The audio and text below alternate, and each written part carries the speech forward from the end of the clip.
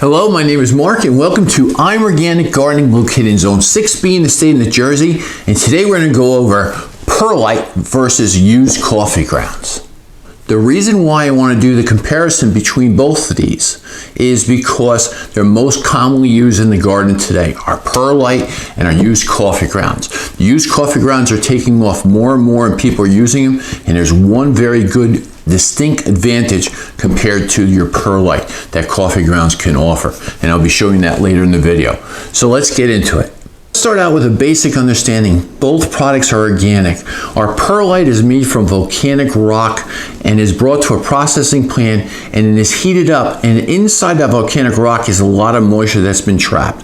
So what it does is once it's heated up, it's like making popcorn. Same thing, that all of a sudden the heat is applied, it expands, explodes, and is made into a lightweight material. The water is removed from it, and also it turns white in the process also too.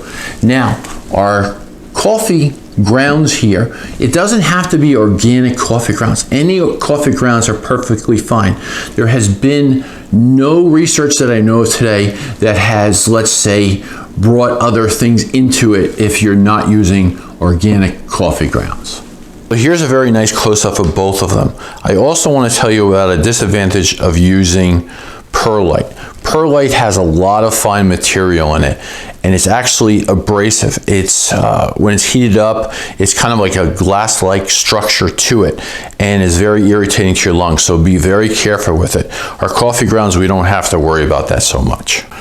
So the next interesting thing I want to show you is that we're going to take both of these products, put them in a bowl with water, and it's not a scientific experiment by any means, but you'll see the difference immediately between the two products.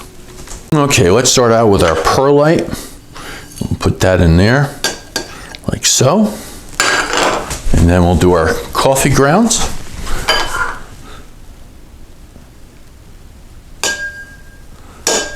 Not too bad. What you can see here in this little quick comparison, it's not a scientific experiment by any means, is that our perlite is very buoyant. It floats very easily, and our coffee grounds is sinking to the bottom over time. So what I want to explain about this is that you'll see a lot of people use, let's say, soilless mix in their garden with a lot of perlite in it, or actually add perlite. All this is going to come up to the surface over time. And what happens once it kind of reaches that surface inside a windstorm or something else in the future, or heavy winds, this is going to blow off the top of your garden. It's going to actually, let's say, move out of the soil very quickly over time. Your coffee grounds, not going to happen. It's going to stay in your soil and actually feed the soil. Now, the other thing I want to explain about too, this has no, let's say, nutrients capability. Your coffee grounds do, and it's very nice. And a lot of people ask, is coffee grounds going to change the pH of my soil? No, it's not.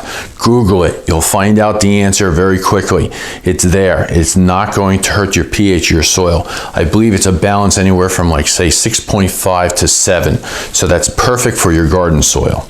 So I did some of the research for you. So I went to Google, typed in what is the pH of coffee grounds, and the answer comes back anywhere between 6.5 and 6.8. But I also want you to notice on the bottom of the paragraph there, it says it has a carbon to nitrogen ratio of 20:1. That's actually very good. It decomposes quite quickly. So now I have some great news and some fantastic news about our used coffee grounds.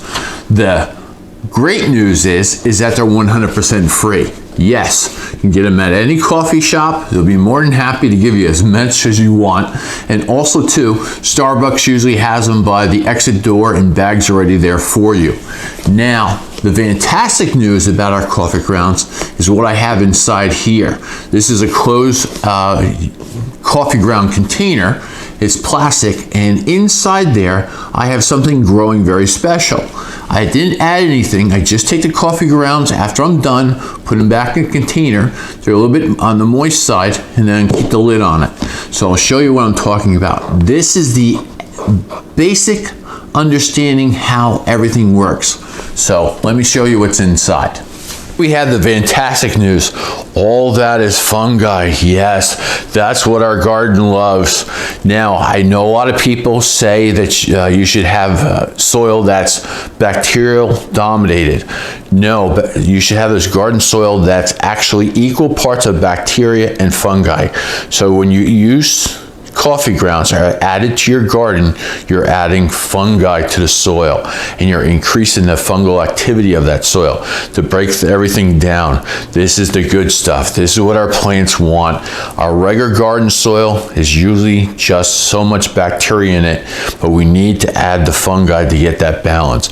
You want 600 parts of fungi to 600 parts of bacteria in our soil. That's what makes our plants healthy.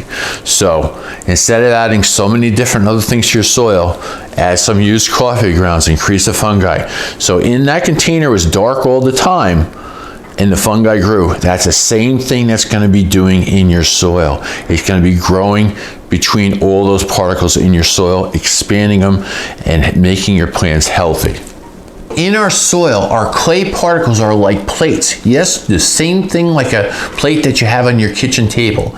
It's flat and it's a little bit curvy on the sides, and they all sit on top of each other. That's why it's hard and compact in our clay soil. And imagine them stacking up on top of each other all in our soil. Now, if that fungi that we have can grow between the plates, in between each one, which it can, but it has to be introduced in the soil. That's what makes our soil to be open and rich and developing for those roots once again. So our amazing fungi here can grow in between those smallest pieces of, actually they are the smallest pieces in the soil is our clay particles. So now our fungi can grow in between those plates, open them up and allow that fungi to go through, plus water and nutrients can recycle. Our worms are more welcome to come in the soil and everything just starts flourishing. The roots make micro roots and everything is just back in balance again. And that's what it is. And then your soil becomes rich looking because all those roots in the soil again are taking carbon out of the atmosphere and putting it back in the soil. And then you're building up carbon and you're sequestering carbon in the soil. Just awesome. Yes, it's a little on the nerdy side, and I've been called a nerd a lot, but that's okay. I'm a farmer. I just basically wish to save money and share with all this interesting information with you. But thank you. Again, thank you very much for watching today's video. I hope you had fun. If you have any questions, please ask. I'm always here to help. And I thank you for always writing to me. I appreciate the comments 100%. A lot of people have been calling me a mad soil scientist or something like that. I am not a scientist. Again, I'm just a farmer and enjoy gardening also and sharing with you and saving money. Enjoy your day. Please like the video and I'll see you again shortly. And hopefully we'll stop raining one of these days so we can get back outside again. Thanks.